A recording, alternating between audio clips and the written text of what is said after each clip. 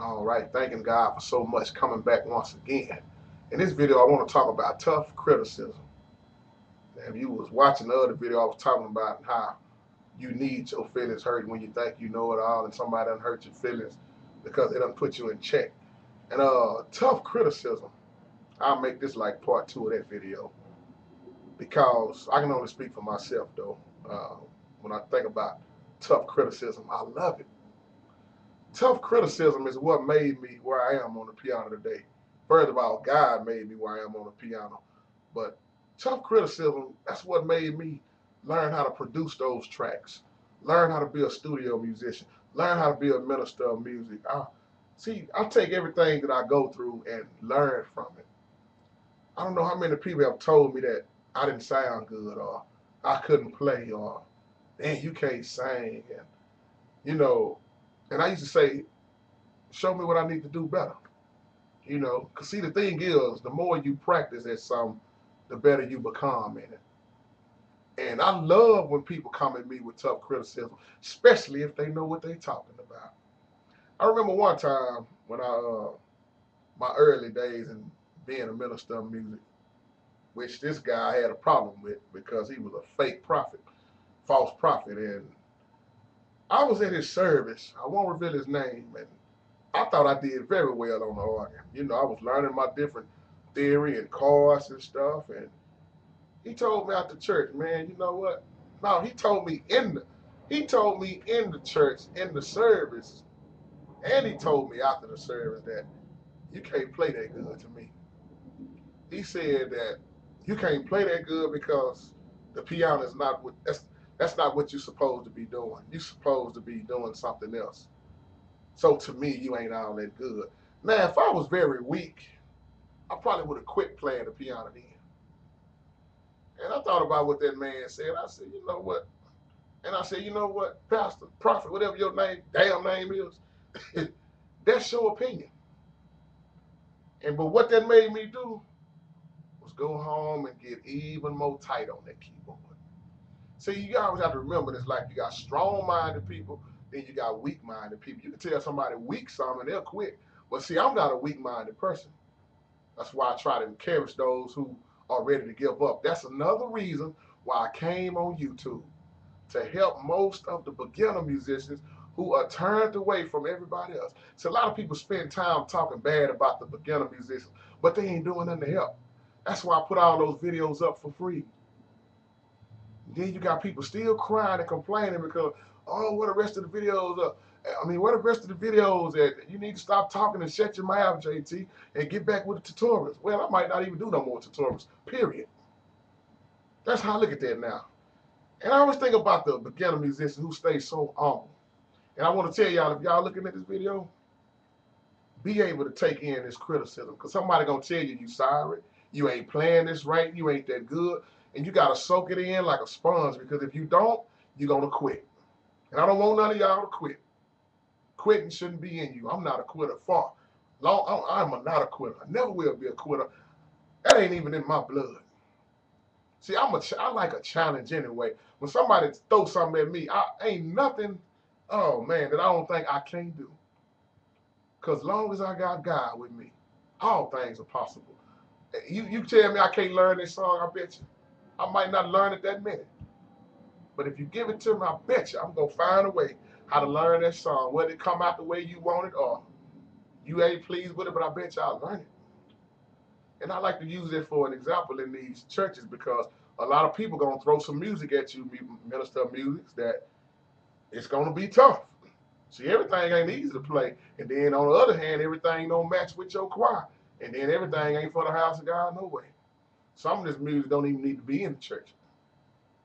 And I mean that in a good way. Because some of this stuff, let me say it like this: some of this music, the way it's being done and the way people are taking it in, they are got so caught up on dancing with it that they ain't really praising with it. I ain't gonna say perform because it shouldn't be no performance for God. It should be a praise for God because God ain't in competition with nobody. We are. I don't know why.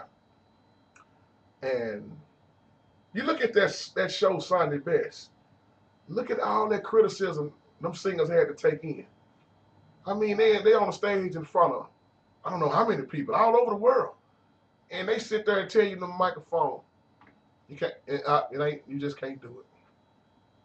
See, when American Idol first started coming out, a lot of people can't stand Simon because the way Simon blurts out stuff. Simon speak whatever come on his mind. Oh, that was terrible. Sit down.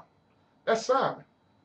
Now you got this show, what they got now, the X Factor. But when you look at Simon and how he just straight give them tough criticism, that's how it is, people. You got to be able to take that criticism now, just like Sunday Best, like I was saying. Me personally, I don't agree with a whole lot of stuff that they said against some of them singers, that the ones that they sent home. But once again, it ain't about me. I don't care about all that stuff because I'm not in the competition. But when I think about how hard some of them have worked and how far they drove, and then to sit in front of millions and millions of people, then somebody tell you, you ain't it. You need to do some more work on this. You sing too high. You're moving your hands too much. I mean, you got to take that criticism. And that's one thing I liked about a lot of them. They took it well. And they'll say thank you and God bless you. And they got to drive miles and miles back home. Some of them got to catch a plane. That's why a lot of people was mad behind that show. But I'm just comparing that with criticism. I have had so many producers that was producing way longer than me saying, young man, give it up. You know, you need to do it this way. See, here's the biggest problem. My style might not be like your style.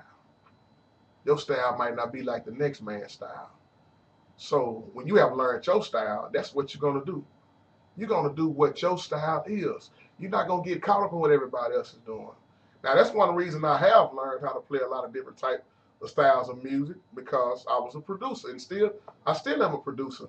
And somebody might come up to me and say, I want you to make me a country song. You know what I'm going to do? I'm going to play that country. Somebody, oh, JT, I ain't going to play that country. Well, let me do it like this. I'll give you $1,000 for this track. What key you want it in? See, this is my gift. That's why I ain't just stuck on church music. Then one of them country boys come up to me, you know what, brother JT, I need you to get me a country song, and I want it in the key of F sharp. I'm going to get that song together. You sit there and say this and say that, and you don't want to get on your game. See, if I'm going to be a producer, I need to learn how to produce a whole lot of different styles of music. That's why I play gospel, old school, R&B, quartet, love ballads, you name it. I don't know. Man, you know how I learned a lot too. People laugh at me when I tell them this. This is another one of my secrets I used to do to mess with my ear, to train my ear. My TV is right here. Any commercial come on, I would sit there and learn that commercial. Any movie come on, if it's some music at the beginning of that movie that I like, I'm going to rewind it and I'm going to learn that music. See, I trained my ear to learn all kind of stuff. Blues, don't let me and Pop throw no blues on you. My point is, when it comes to criticism, take it in, use it, and also be careful who's speaking to you, because everybody coming up to you, a lot of them don't know what they're talking about. I got an old partner. Y'all see him on camera. And me and Pop always talking about him. TC Buffett. The one y'all saw on camera in my room on the motif. The video is called, I think it's called The Old Man on the Keys with JT. And you can see his style. But you can see how he done quit playing for years. And that guy right there been criticizing me since I was little, ain't he, Pop? He'll tell you ain't nothing, you just like your daddy. You ain't saying you need to learn how to play this music. Oh, little nigga this, little nigga that. And to this day, I'm grown. He still criticizing me. He'll knock on my door probably tomorrow or something. Open that door, little nigga. And he gonna come in here and go off on me and tell me that I ain't playing this right, my fingering ain't right, I need to stop listening to this, I need to play this and play that. But one thing I love about TC, he have a whole lot of music. And I used to go around his house growing up and get on that old Yamaha piano he had that sounded very good. I haven't seen another one like it. And I would get in there and listen to all that old stuff. He'll put that Herbie Hancock on. He'll put that George Duke on. He'll put them Crusaders on. He'll have all kind of music. Like Pop. Pop had so many records, he probably would have ran a record store out of business. And I think somebody stole all your records, Pop. But I used to listen to that stuff as a kid. And my ear started developing. And then when you hear songs like Me and Mrs. Jones, when Billy Paul brought that new swing style, that smooth style, I said, I need to learn this song here. Now, I'm a big fan of Marvin Gaye. But see, when you start playing Marvin Gaye, Barry White, Teddy P, you start getting into Harold Melvin and the Blue Note, all of these different types of music, now you have learned another set of chords. I call it vocabulary. My vocabulary gets bigger and bigger. And next thing I know, I done pretty much learned how to play every old school song that done came out. And to me, this is just me talking. Old school music is some of the best. It is the best music to me. It's hard to top a Earth, Wind, and Fire. It's hard to top a Marvin Gaye. It's hard to top Sam Cooke. So many people who are dead and gone that left us this beautiful music that we seem like we done forgot about. No. You know what I listen to on my spare time? Church music. Nope. Man, I throw that church music in the back. I put on my face. I got MP3s where it have a whole lot of songs on there. In my car, I don't never take the CD out because there's too many songs on the disc. So as long as I'm riding, my favorite songs in rotation, and they just keep on playing, and that relaxes me. So I'm not going to get relaxed off Amazing Grace, how sweet the sound. It's a time for Amazing Grace.